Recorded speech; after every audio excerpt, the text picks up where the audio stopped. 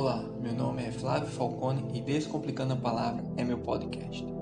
Sejam bem-vindos a mais um episódio desse podcast, onde todas as segundas-feiras trago algumas reflexões simples sobre a Palavra de Deus para abençoar você que me escuta.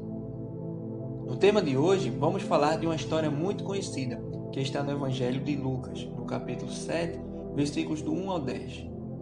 Essa história relata um encontro entre um centurião e Jesus. Porém, antes de lermos, gostaria de dizer que pretendo trazer para você, meu querido e minha querida ouvinte, uma reflexão simples, mais profunda acerca desse encontro. Essa história que vamos ler também está presente no Evangelho de Mateus, no capítulo 8, do versículo 5 ao 13. Em Mateus, esse relato traz uma observação que é menos detalhada, ou seja, Lucas traz mais detalhes sobre essa história. Imagine o seguinte: você e seu amigo assistiram o mesmo filme. Foi pedido a vocês para que contassem como é que foi o filme. Lógico que vocês vão contar a partir do ponto de vista de cada um. Sendo assim, sem antes entrar na reflexão, vale a pena explicar que esses textos, tanto de Lucas como de Mateus, eles são complementares. Em Mateus é dito que o centurião vai até Jesus. Mateus escreve indo direto ao ponto. Já Lucas gosta de dar mais detalhes. Outra coisa importante que você deve ter em mente é que era comum naquela época, quando uma pessoa tinha um certo status social, enviar representantes para que falassem seu nome. Logo, seus representantes representavam a autoridade pela qual eles tinham sido enviados. Deste modo, era como se a própria autoridade estivesse ali presente. Dito isto, vamos analisar o texto que está em Lucas, capítulo 7, versículos do 1 ao 10. Tendo terminado de dizer tudo isso ao povo, Jesus entrou em Cafarnaum. Ali estava o servo de um centurião, doente e quase à morte, a quem seu senhor estimava muito. Ele ouviu falar de Jesus e enviou-lhe alguns líderes religiosos dos judeus, pedindo que fosse curar o seu servo. Chegando-se a Jesus, suplicaram-lhe com insistência: este homem merece que lhe faça isso, porque ama a nossa nação e construiu a nossa sinagoga. Jesus foi com eles. Já estava perto da casa quando o centurião mandou amigos dizerem a Jesus: Senhor, não te incomodes, pois não mereço receber-te debaixo do meu teto. Por isso, nem me considerei digno de ir ao teu encontro, mas dizem uma palavra, e o meu servo será curado. Pois eu também sou homem sujeito à autoridade, e com soldados sob o meu comando. Diga a um, vá, e ele vai, e a outro, venha, e ele vem. Digo a meu servo, faça isto, e ele faz. Ao ouvir isso, Jesus admirou-se dele, e voltando-se para a multidão que o seguia, disse: Eu lhes digo que nem em Israel encontrei tamanha fé. Então os homens que haviam sido enviados voltaram para casa e encontraram o servo restabelecido. Havia naquele local um destacamento de soldados, o qual tinha suas divisões hierárquicas. E um centurião, que era o líder de 100 homens, pediu ajuda a Jesus para que curasse um dos seus homens, pois um dos seus homens estava doente, estava enfermo, ao ponto de chegar quase à morte. O texto retrata que ele tinha ouvido falar de Jesus. Isso era normal, porque Cristo era uma figura conhecida naquele tempo e também naquelas localidades, pois Cristo estava sempre ensinando, curando, alimentando os necessitados. Além do que, Jesus era seguido por multidões por onde passava, inclusive como a gente viu nesse texto.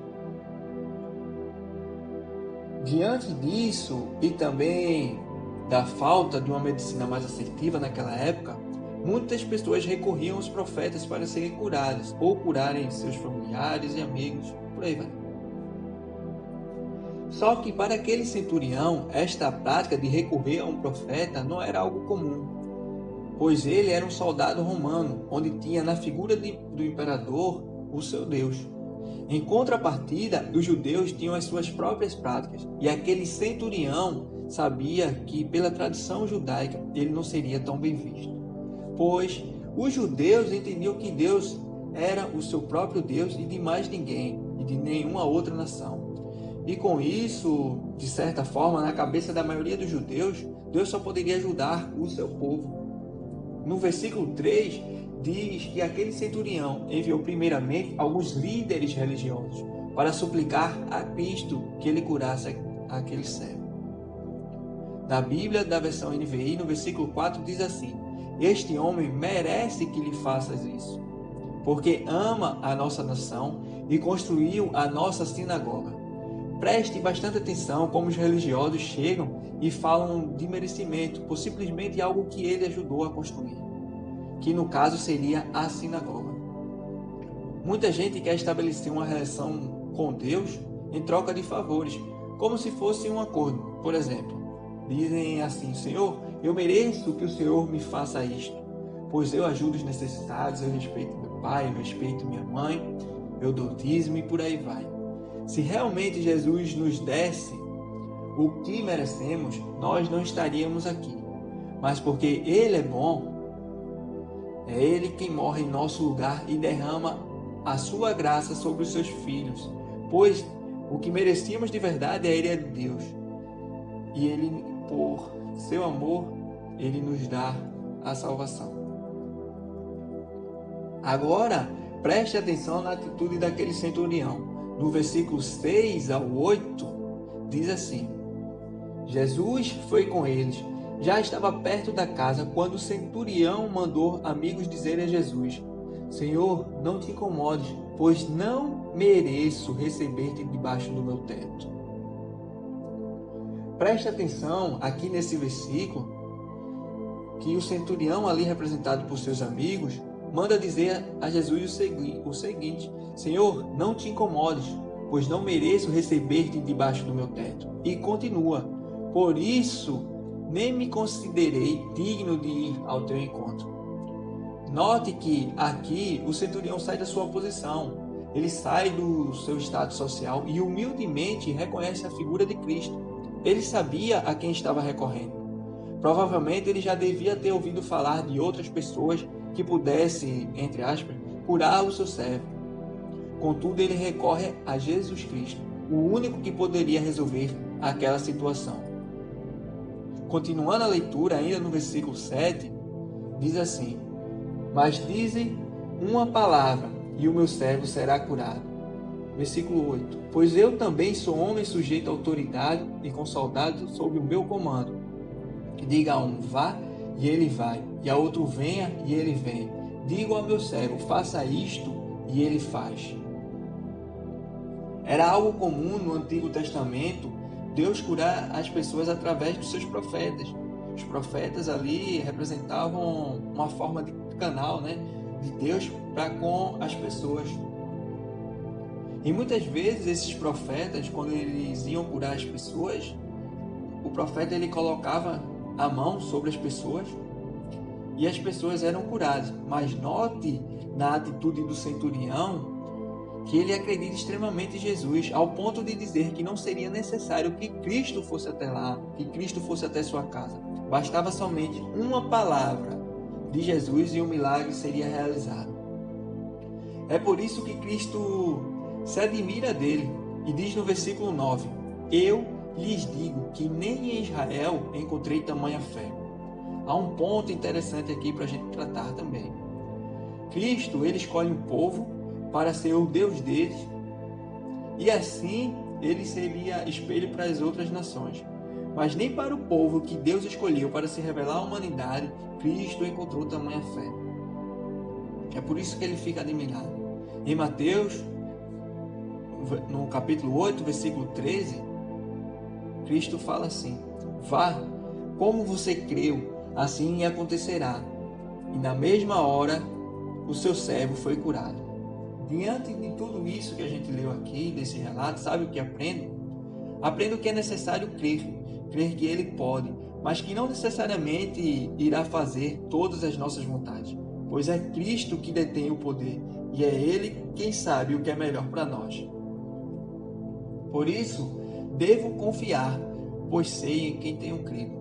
Eu creio no Deus que morreu para me salvar, pois o que merecia era condenação, mas por sua graça e através do seu amor, do seu sacrifício na cruz, ele me deu salvação. Aquele centurião, em um gesto humilde e de compaixão, pediu ajuda a Cristo por seu servo. Eu aprendo também que devemos orar e ajudar uns aos outros, orar por nossos amigos, familiares e também pelos nossos inimigos, como Cristo nos ensinou. Mesmo que isso seja muito difícil.